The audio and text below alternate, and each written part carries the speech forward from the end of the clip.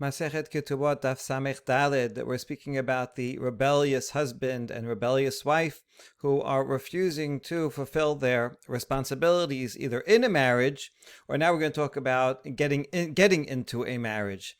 Amar Rav Tuvi bar Kisna Amar Shemuel, Kotvin Igeret Mered al Arusa, Ven Kotvin Igeret Mered al Shomeret Yavam, that if a woman is an Arusa and she is refusing to come to the wedding canopy, she's refusing to become a Nisu'ah, so then the Bet Din writes a document that she is rebelling, and the consequence of that document would be that she will her ketubah will be reduced. However, if someone is a shomeret yavam, a woman whose husband died and she's waiting to do yibum, and she refuses to come to the table to come and do yibum, then we do not call her a rebellious woman, and we do not deduct from her ketubah. Okay, we're going to have to figure out why. What's the difference between Arusa and Yevama? But before we do that, we ask a question from the Braita that we quoted above.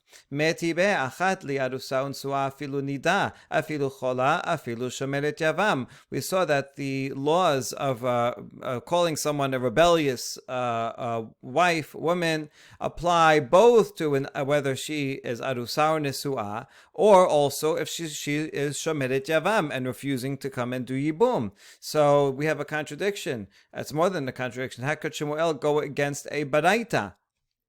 So we answer. We're going to have several answers. We're going to reject most of them, but we'll come to one at the end. So for answer number one, this is La Kashya. Kan shetaba'hu, kan shetab'ahi.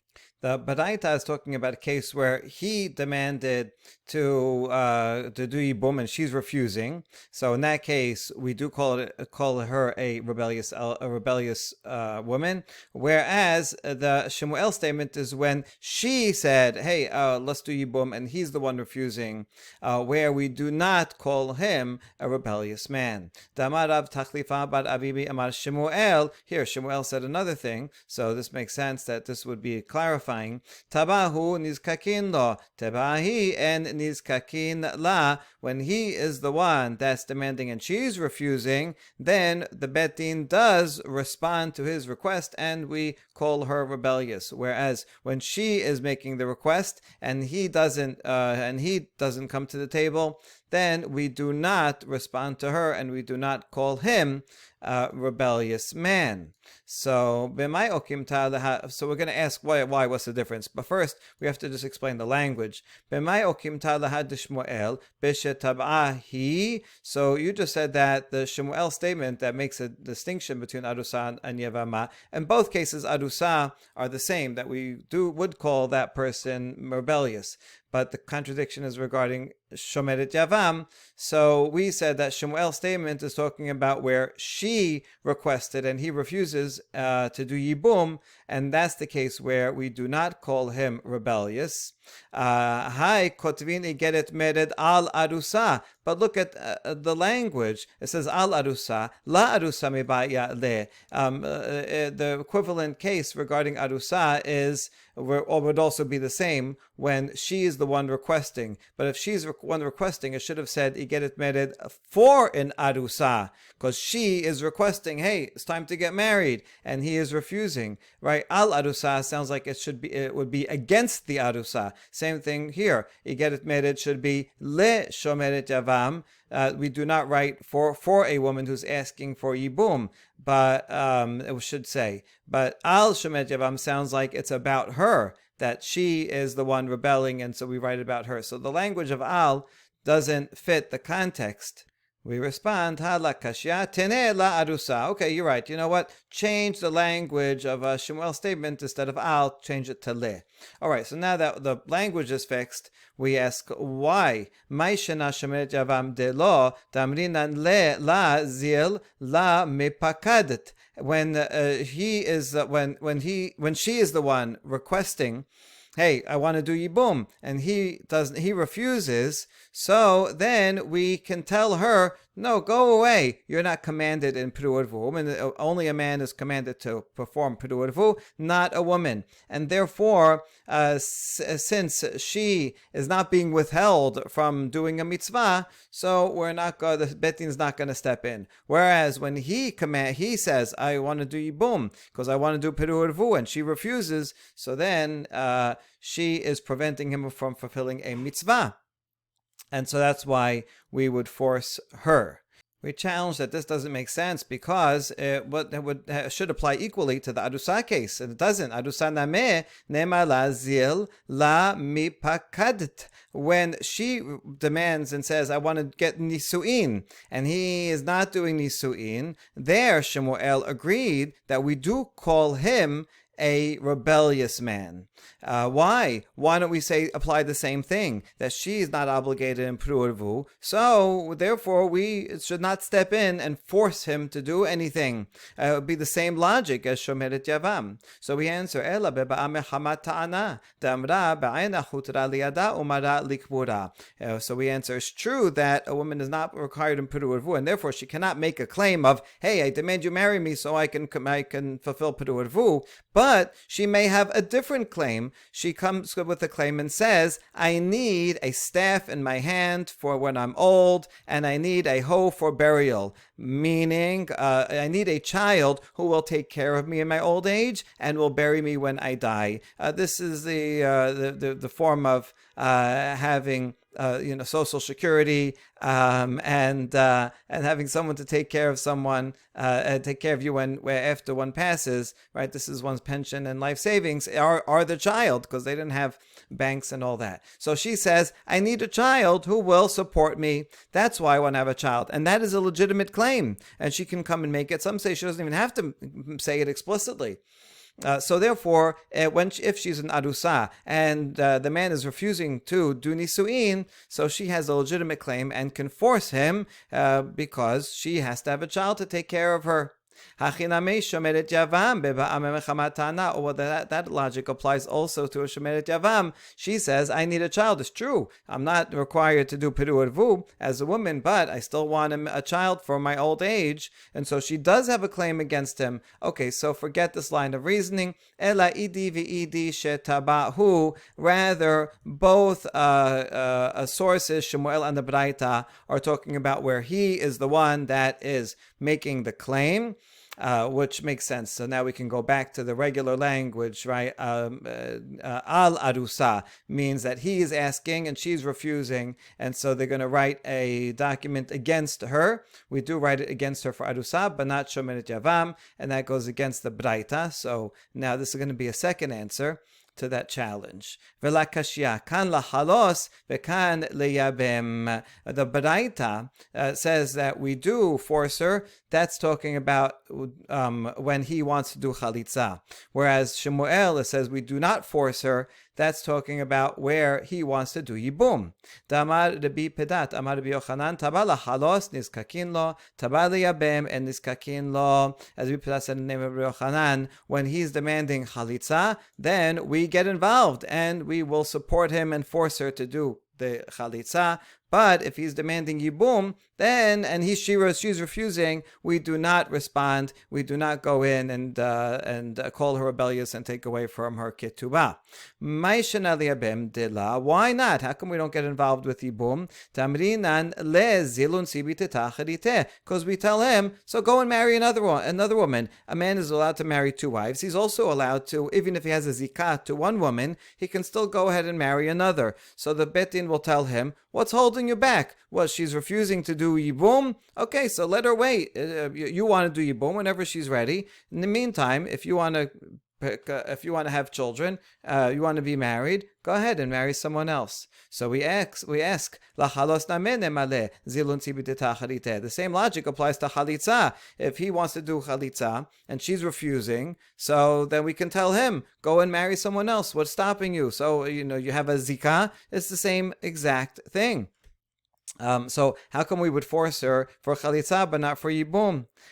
So this answer is not good. Ela damar kevan de'agida bi la kayahavu li achariti. Rather, he can say, since she's attached to me, I can't go marry another wife because I want to do chalitza, right? And she's refusing to do chalitza. I guess she wants to do yibum.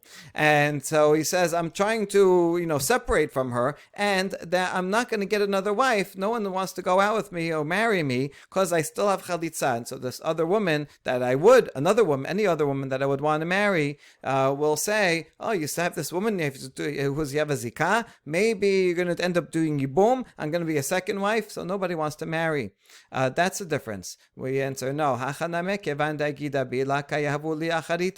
the case of where he demands yibum, it's the very same thing. Actually, it's even worse, because he wants to do yibum, so who's going to want to marry him when he's goes out on a date and says, oh, by the way, I have this other woman that I really want to do yibum, but she's making me wait. So she's not gonna, the next person who he wants to ask out as a wife is not going to want to agree when this guy is waiting to do yibum with someone.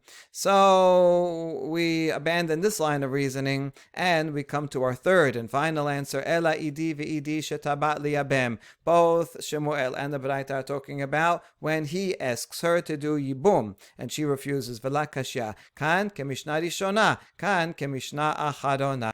The Baraita that says he can force her when he wants to do yibum and she refuses, we call her a moredet. That is the earlier law, whereas Shemuel's statement is talking about the later law, which are recorded in the following Mishnah. Ditnan, misvat yibum kodemet lemisvat chalitza. The original law is that yibum is preferable over chalitza. Why? Because that is what the Torah commands. So if a face wants to fulfill a Torah commandment, and the whole purpose of that is very good things, to uphold the name of the deceased, have a child that will continue his brother's legacy, take care of the widow, so many good things that come from yibum. That's why originally yibum was better. So that's the Braita that says he wants to do yibum, he wants to do this wonderful mitzvah, and she is refusing, so the Beit Din is going to step in and force her to do yibum. I mean, she can refuse and do chalitza, but if she's stalling, then we're going to deduct from her ketubah until she agrees, so that he can do this mitzvah. Barishona sheyumat kavinu shemitzvah. Now that was the original law when they had intention just to fulfill the mitzvah, which is a great mitzvah, helps the deceased. Achshav she'en mitkavenin l'shum mitzvah, amru mitzvat chalisa kodemet l'mitzvat yibum. But later on, when people did not have intention simply to fulfill the mitzvah, but rather the Yavam wanted to marry his sister-in-law because he liked her, he was desirous for her, he wanted to get the inheritance, the other personal benefits that he was doing this mitzvah, and not purely to help the deceased and to help the widow. So that is not the right intention. And if you're going to do it with that intention, then amru misvat chalisa kodem misvat yibum. Then better to do chalitza rather than do yibum. It can border on arayot, because without the mitzvah of yibum, then it would be a brother and sister-in-law would be erva. And so since he's not having the proper intention, it is almost erva. Therefore, better to do chalitza. Since that became the later law,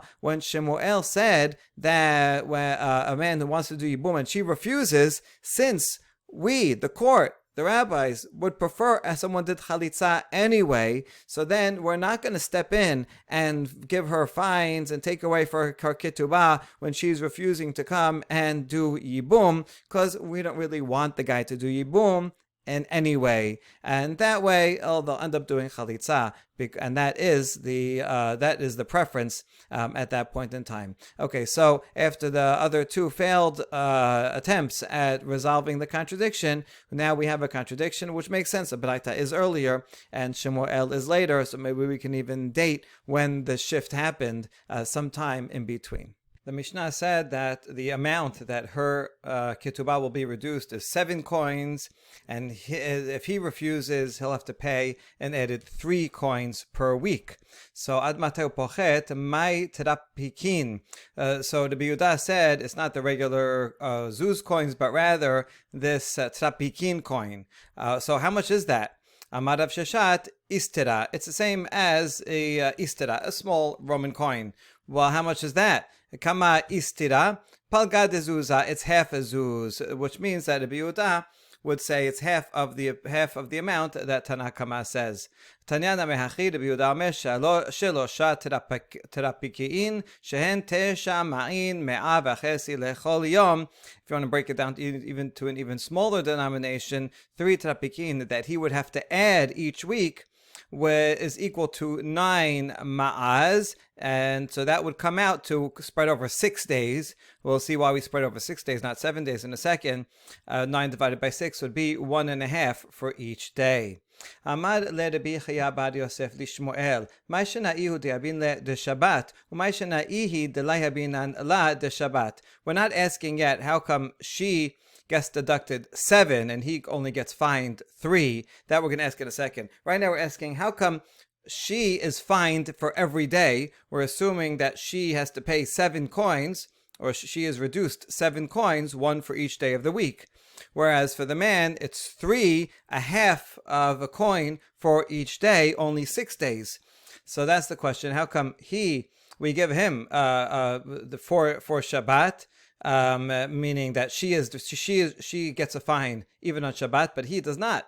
And the answer is ihi demivchat kapachit la mechse kischar Shabbat. Regarding the woman, where we are reducing the amount, it will not look like this is wages for Shabbat. Just that she was owed more money, now she's owed less money. So you can reduce a debt for Shabbat. That won't look like you're paying someone on Shabbat. Ihu deosfi kamosfa bat.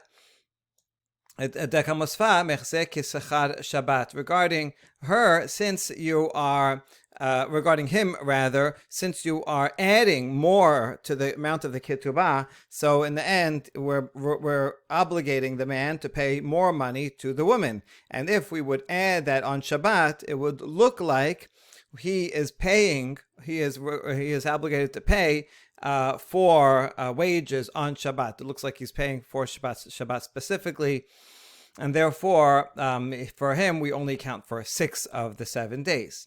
And finally, what is the difference between the rebellious man and rebellious woman? How come she gets fined 7 and he only 3? Go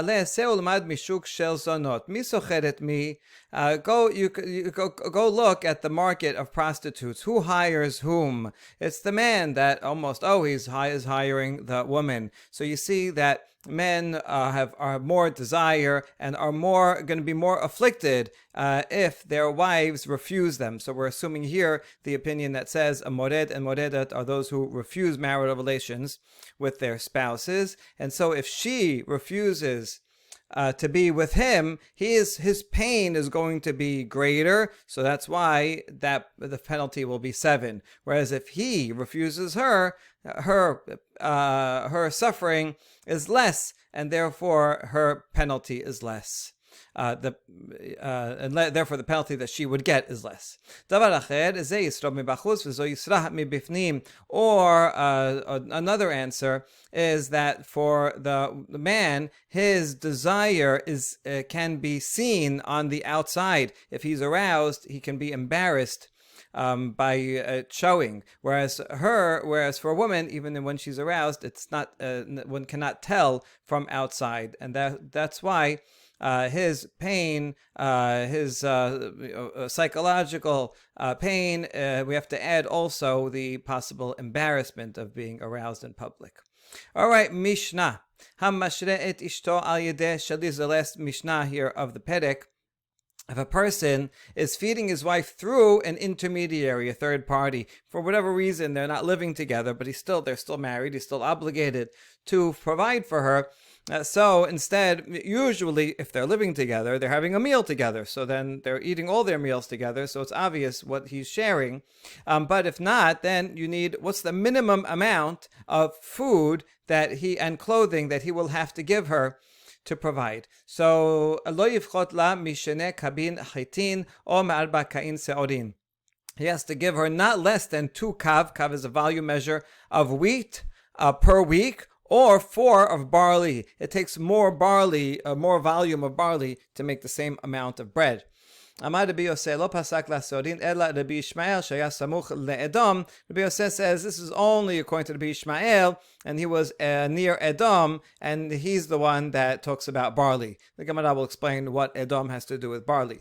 V'noten la chasi kab kitnit v'chasi log shemen v'kab gerogrot o maneh debela. And man cannot eat by bread, live by bread alone, but he also needs legumes, so it has to be half a kav, also half a log of oil, and a kav of dried figs or of fig cakes. Im en lo posek lo matan perot makom acher, and he doesn't have these particular breakdown of fruits, then he has to give other fruits from elsewhere, but it has to be an equivalent amount and I guess equivalent nutritional value.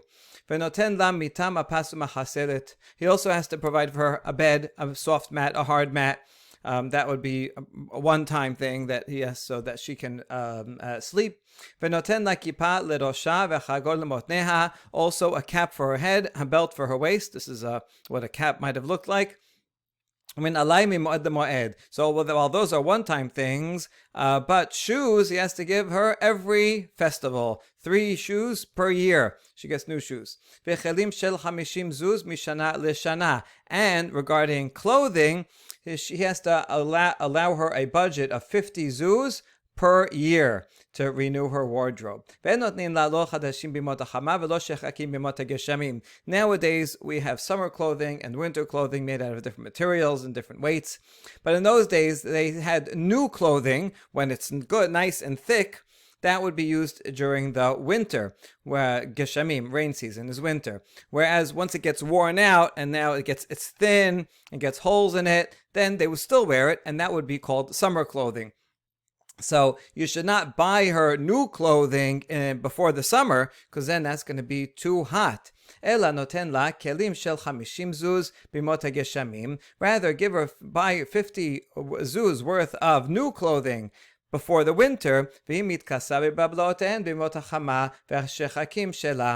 then she will continue wearing them after they get worn out, and that's good for the summer when it'll be cooler, and anything left over after that, they belong to her. So if it's still usable, she can continue using it, and she gets a new set of clothing the year after. In addition to all that, he has to give her 1 ma'ah for spending money, loose change. And now this, we're talking about this whole time he's away, and I don't know why, maybe he has to work far from home or whatever reason, but he has to be together and eat together every Friday night. Some interpret this to mean literally they have to have at least 1 meal eating together. Some will take it as the Gemara will see, as a euphemism that they have to have marital relations at least that Friday night. If he does not give her this ma'ah coin for her spending money, then she gets to keep her earnings. The Gemara earlier said that this is not her base earnings, but rather the extra amount that she gets, that she earns above and beyond what would be the equivalent of her food. Okay, umahi osa lo mishkal hamesh selaim sheti bihuda. Now she also has her obligations. We saw the 7 obligations above, but how much will it come out to? So specifically regarding spinning wool, how much wool does she have to spin? Some of the commentaries say this is if you add up all the things that she does, has to equal what the wool. She doesn't have to if she has other talents or she does other things more. But the point is, it has to add up to the amount of this amount of wool if she was just spinning. So how much does she have to do? Mishkal chamesh lem sheti bihuda. It would be the weight of 5 selah of threads of warp in Judea. Shen eses selim begalil. In the Galil, it would be 10 because they have just different denominations. O mishkal eses selim erev bihuda. That is equivalent to the weight of 10 selah of woof threads. The warp threads are stronger and they take more work to spin, and so the woof threads are thinner and they take less time and less effort. And that is equivalent to 20 selah in the Galil in their measurement. Now, if a woman is nursing, then that changes things. Then her requirement of how much she has to produce is less because she's spending a lot of time and effort nursing the child, which is also one of her 7 responsibilities. So she's doing more for that, so less for other things. And you have to increase her food because she's nursing, so she's going to be more hungry, more thirsty. So add something to that, the amounts above.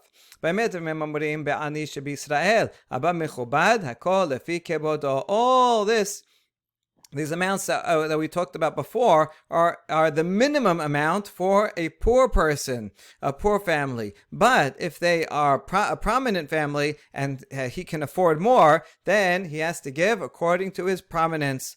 And so then you would have to increase and add more amounts to that food money. Okay, Mani Matnitin, a question, who is the author of this Mishnah? Question is going to focus on these, the amounts that we mentioned of wheat. Lo Rabbi Yochanan ben Beroka v'lo Rabbi Shimon. It seems that it can't be either of these two Tanaim.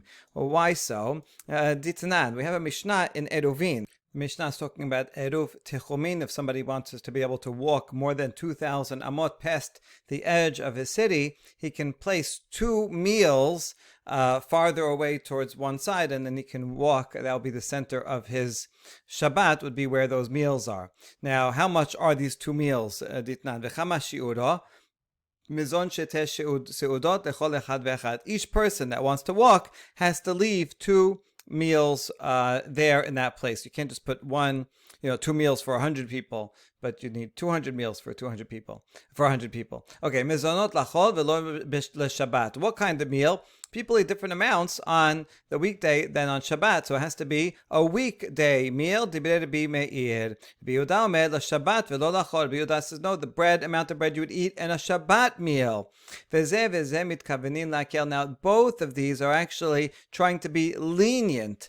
And the question is, they just had different habits. When does someone eat more or less bread? Rabbi Meir thought that people eat less bread during the week because their weekday meals are smaller. But Rabbi Yehuda says, no, on Shabbat, we have a lot of other dishes. And so you're eating more altogether on Shabbat, but relatively less bread. And so that's why they are each trying to say the meal doesn't have to, the bread that you leave for it doesn't have to be that big, so they're using the smaller measure, each according to their custom. Rabbi Yochanan ben Beroka omer. Now we have 2 more opinions. The first 2 opinions says depends on each person. If you eat a big meal, if you eat a small meal, it depends on how much you eat.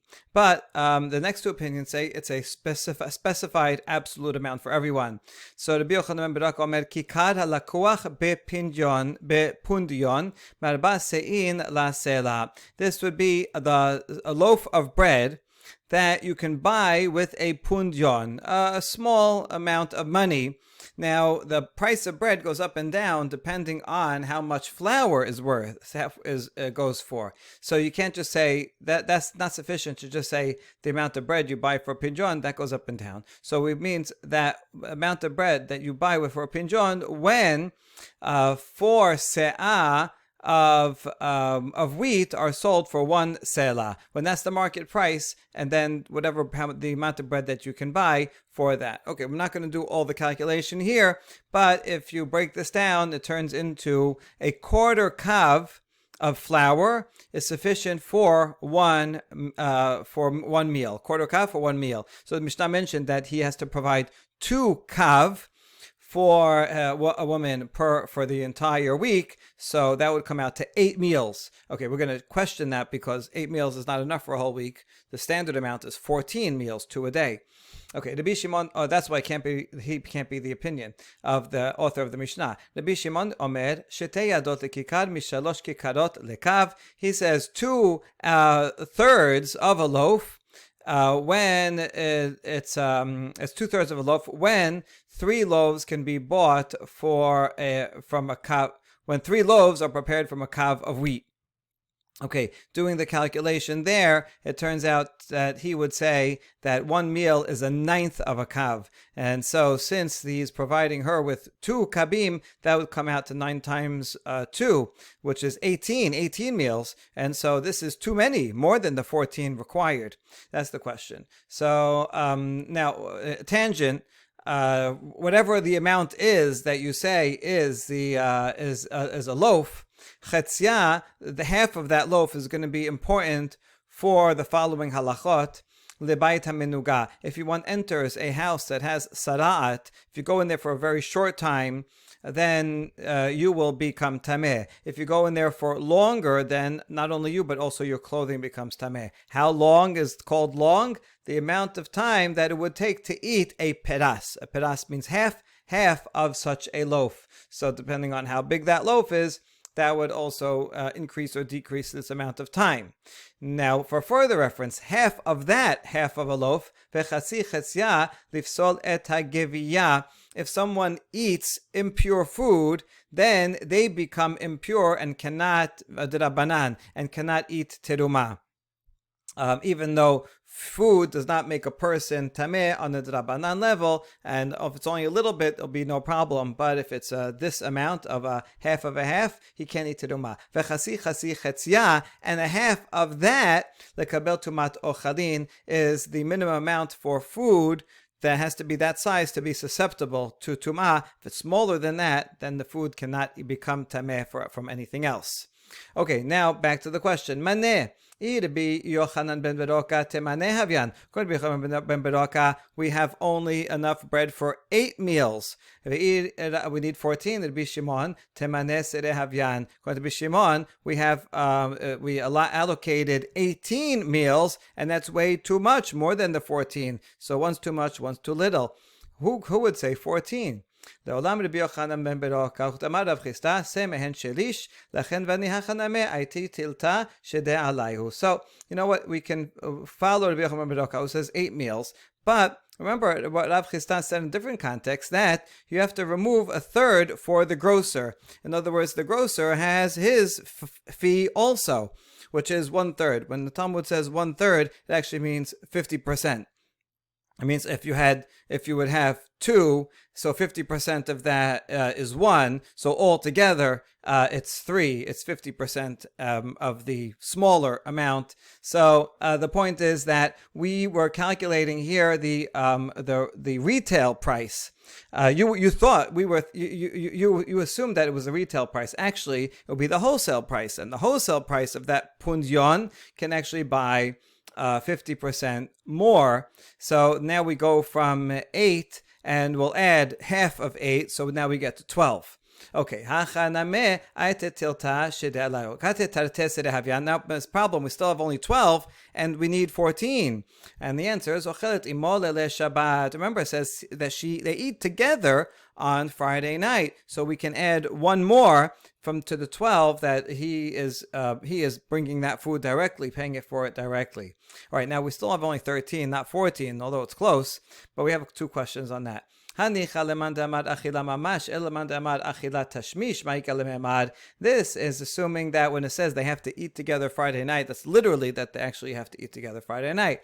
But the one who says that's a euphemism for marital relations, then you can't add another meal. In any case, even if you add that, it's only 13. We need 14. Rather,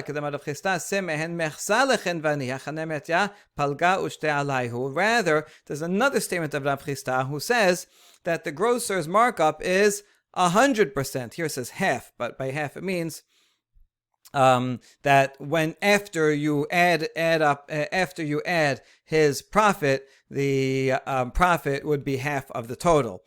So we would call that 100% markup. And so therefore, even though he said 8 meals, it's actually, that's 8. You have to calculate the wholesale price, and for that you can get not 8, but 16 meals. Okay, good. So now we actually have even more than necessary, which we're going to ask about in a second. But first, we have to clarify, Kashya de Rav Chisda de Rav Chisda. Hold on, Rav Chisda said two contradictory things. First, he said the markup of the grocer is 50%. Then he said, no, it's 100%. Well, which one is it? La Kashya habatra de habesibi, habatra de la habesibi. It depends on if the wood, because who's going to pay for the wood? The person buying the bread, he has to pay for the cost of the wood also to bake it. So is that a separate amount, or is it baked into the price, so to speak? So it ends up being the same amount, but that Rav Chisda is not actually contradicting himself. In the place where they do not have a separate number for the wood, then the markup is the double one that's higher. Okay, now still we have a problem, because now it's too many. You just said that the wholesale price, you can get 16 meals for that for that amount of money. Rav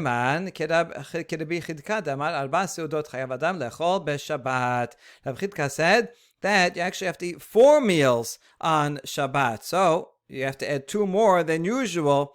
So that gets a total of 16. Now, afilu tema rabbanan dal chada leorcheu parche. Or you can even say what the rabbis say, which is that you need 3 meals on Shabbat, and so we have to count for 1, right? It will be 2 meals per day is 14. An extra meal for Shabbat is 15, and so what would be the other 16? Another answer is 1 meal for guests, right? Even someone who has a modest means will sometimes have a guest over, and so you need at least 1 extra meal to provide for an occasional visitor. Now that we have this answer, actually we can say that our Mishnah could be the opinion of Rabbi Shimon, even though he said that there's enough for 18 meals. So there's 4 extra above the 14. So according to the rabbis who say you have 3 meals for Shabbat, so that's 14, so that would count for 15. That is 3 extra meals. So he would say we provide her 3 meals for guests. Maybe she'll have 3 guests, or 3 over the week. According to Rabbi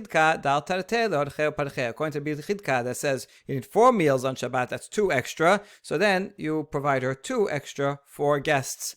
And so we went from saying that the Mishnah can't be anybody to saying that the author of the Mishnah can be anybody. And lastly, Amar Rabbi Yosef lo pasak se'orin. Rabbi Yosef said that only for Rabbi Ishmael he's the only one that said you have an allotment for barley. Okay, Ela be'edom hu dachlin se'orin b'kol ha'am lo achle. What? Only in Edom they eat barley? Everywhere else in the world nobody eats barley? Why only for him? Because he lives near Edom. Hachi kamar lo pasak seorim kiflaim bechitin ela Rabbi Ishmael. No, what Rabbi Yosef meant to say is that the volume of seorim is going to be double that of chitim only for Rabbi Ishmael shehaya semuch leEdom mipnei sheseorin adomiyot ra'ot hen, because he lived near Edom, and the seorim, the barley that grows near Edom, is not good quality, and so you need double to make the same amount of bread. But if you live elsewhere where barley is of higher quality, then you would not require double the barley than the wheat. Baruch Adonai Leolam. Amen v'amen.